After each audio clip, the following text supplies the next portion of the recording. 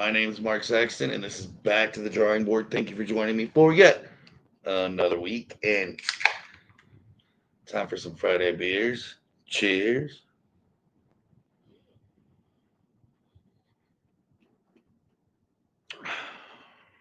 It's good stuff. It's good stuff right there. All right. That being said, let's move it right along. These last couple of weeks I have not been in. I appreciate the patience. I have been in the middle of moving, then went on a cruise, kind of everything jumbled into one messy couple of weeks, but had some fun in the new house in the new area. Got some new decor. Um, so bear with me as I work out the kinks and the bugs here. Add a little bit more back here so you guys can see what's going on. See all the stuff that I have and get to show you guys and finally be able to have my own spot. That being said, the NBA, the Thunder tied up 2-2, and I mean it was almost kind of looking desperate for a second there, where everybody kind of was thinking that the Pacers are going to want to run away with it. Don't get me wrong, I think the Pacers are still going to win. I'm still calling it in six, but they thought that maybe it wouldn't even get that far. Shea looking good tonight, 35 points, 12 of 24 from field goals. That's pretty damn good. 100% from the free throw line. And once again, in these big games, you need your big players to do big things, and that's exactly what the Thunder did tonight.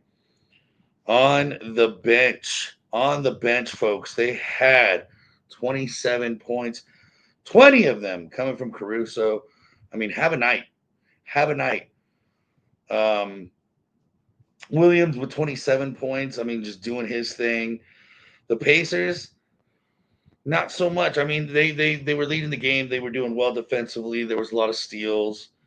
I think they took their foot off the pedal um, towards the end of the game and found themselves losing momentum right after that. Just goes to show every play does count, as cliche as that sounds. Um, Pacers fans, no need to hit the panic button. Still say it's yours in six. In six. Pacers in six. This is your year. So moving along to what has been an amazing series thus far in the NHL Stanley Cup final, where game one, Oilers win in OT with Draisaitl getting the game tire, then the game winner. Game two going into double OT, where the Panthers take that one and win that one 5-4. The Panthers then just taking it to them 6-1 with an absolute beating.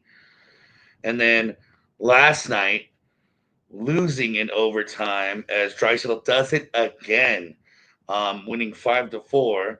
So series being tied at 2 tomorrow night, June 14th. They are going back to Alberta and they're going to settle this one like men. I don't know. Maybe it'll go into another overtime game. I think these teams, great matchup, giving the people what they want. Been a lot of fun to watch, a lot of physical hockey, a lot of goals late. Um, McDavid, Draisaitl doing what they're supposed to be doing late in the game. Kachuk doing what he's supposed to be doing. I mean, you can't ask much more from your star players in these types of situations when they're producing like they have been producing. Like I said, sticking with Reinhardt and company. I'm sticking with Barkov. I think these guys are going to get it done. Bobrovsky doing his thing, arguably the best tendy in the league. Um, I mean, just doing work. So I think it's going to be fun. Can't wait. 8 o'clock Eastern time and 5 o'clock wherever you're at on my side of the country in Arizona. It's going to be fun. Can't wait. Still taking Florida. I think this one's going to go to seven. I think this is going to go to seven. I taking now, mind you, my original pick was Florida and Dallas, and I thought Dallas was going to take it. Nonetheless, I'm riding the same train where there's not going to be a Canadian team winning again this year. Panthers in 7. Lock that pick in. Just locking it in. Some other big news. The Gold Cup starts. A lot of shit talking. I mean, just talk about the United States for a while, the red, white, and blue. A lot of shit has been spoken. That these guys suck. They don't have it. They don't have enough in them, or they're not given enough heart, or a formula of both. Donovan kind of letting everybody have it right now, saying that there's no heart. They should be playing in these pickup games. We call them pickup games, those friendlies. Before a big tournament like the Gold Cup. I completely agree with Donovan. I think anybody who doesn't agree with Donovan just fell in love with the young talent and doesn't care about anything else, especially winning. My personal opinion, I've said this before, I'm back to the drawing board. I'm going to say it again. Hands down, this United States national team for the men is the most talented we've ever had. Anybody who says otherwise just fell in love with their era, period. This is the most talented team we've ever produced. However,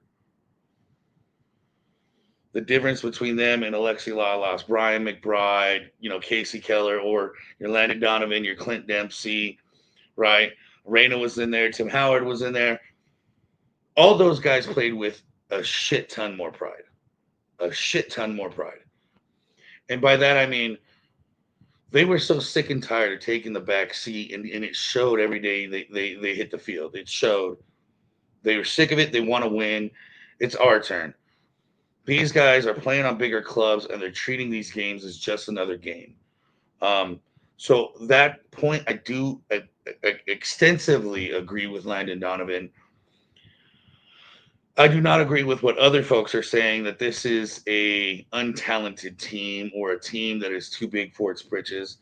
Remember, last year, folks, everybody was chanting their names. We were winning everything. So I don't know what's been going on or what screwed up the winning formula.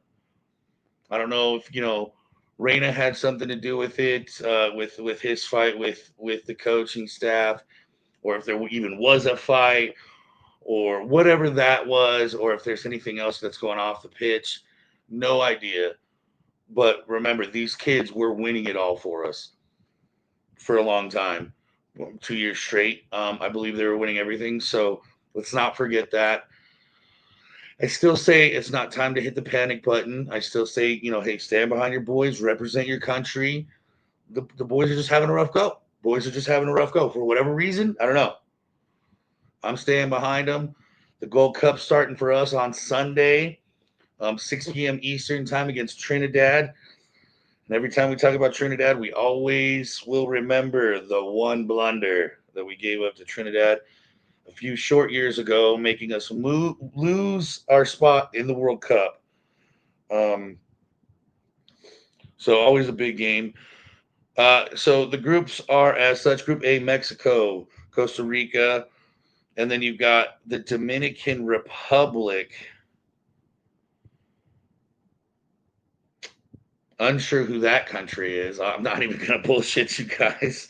And then the Group B is Canada, Honduras, El Salvador, and Curacao. I think those two groups, let's be honest, Mexico and Canada all the way. I don't see it happening any other way. Group C, Panama, Jamaica, Guatemala, and GLP. It's another one I don't know. Normally, in years past, it'd be Jamaica easy, but Panama has been a thorn in everyone's side. They've come up huge in big games in this tournament. So you can never count them out. You can never count them out. I say Panama takes Group C. And then obviously you got USA, Haiti, Trinidad, and Saudi Arabia. I think Haiti, whatever they're cooking up down there, is working the last couple of years. They've been getting better and better.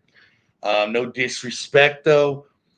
Giving it to the old red, white, and blue. I'm going to just go ahead and say, hey, it's going to be another cliche Gold Cup. USA Mexico final. USA finding whatever it is that we're missing, getting deep in there, building it back, and getting us and bringing us home a win, 3-2 in the Gold Cup final.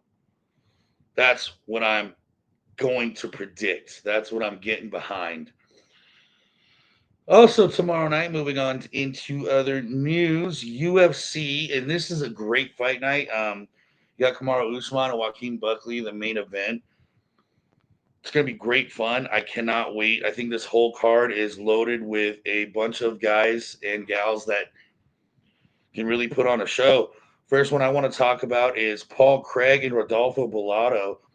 Paul Craig coming in almost 10 years older than Bellato, but Paul Craig's a boss. I don't know. 1-4 in his last five. Just having a rough go. I think that he's going to get Bellato. I think Bellato's going to come in thinking he can handle Craig, and Craig's going to find a way to slip through. But here's the thing: Bellato has been 4-1, 4-0-1, I guess, with a draw, and only 29 years old. Has an inch reach on Craig. Don't get me wrong. It would not be surprising at all if Bellato wins. He's the favorite. I'm picking Paul Craig strictly just because I'm a fan. Gun to my head, taking Rodolfo all day, but I did put my money on Craig just because. Still a fan.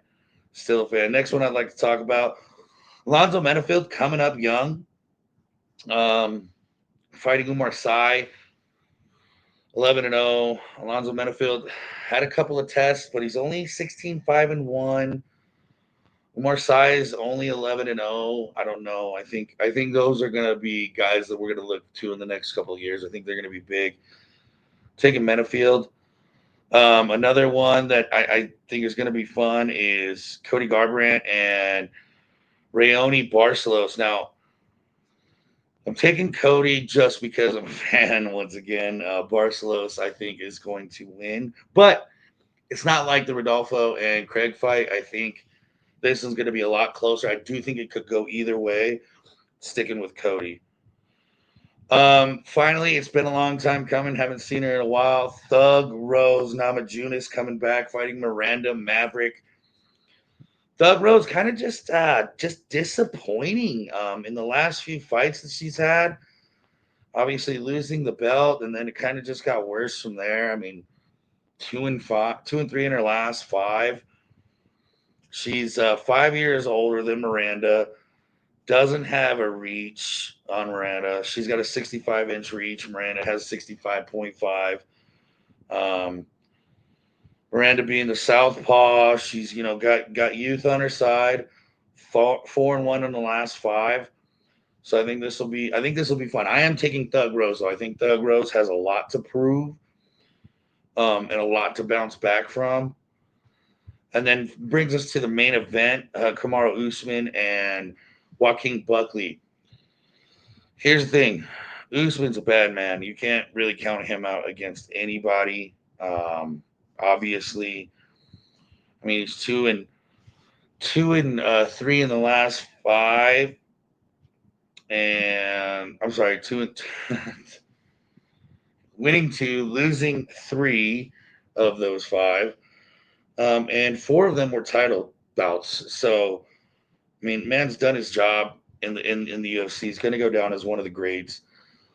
38 years old, not much, not sure how much more he's going to want to go with all this. Um, Joaquin Buckley, 31. I still think I still think he has got some time ahead of him. I think if he does what he's known to do when he's winning, I think he can have a shot at not only becoming ranked and making a bigger name for himself, but getting a title shot. I mean, I know people have been saying that about Joaquin for the last few years, but I still think it's possible. So I'm going to take Joaquin. I think the youth. I think he's more hungry. I think it's going to happen. Let's move it to our fucking Friday bets. Going to take the Braves or the Rockies. I'm at a minus 341. The Padres over the D-backs. Now, here's my problem with that one is you've got Zach Gallen pitching for the D-backs, and you've got Ryan Berger. God, I don't know. You want to talk about tough? The Padres been having a tough go lately, and then having 26 games in 27 days. So only one day off, which was yesterday for them. So they've got one hell of a road ahead of them with a lot of divisional games. It's going to be crazy. But they're my Padres, so I'm sticking with them. So fuck them. So Padres over the D-backs at a plus 123. SDFC over Minnesota at a plus 235. Panthers, what a plus 105. Paul Craig at a plus 320. Cody Garbrandt plus 210.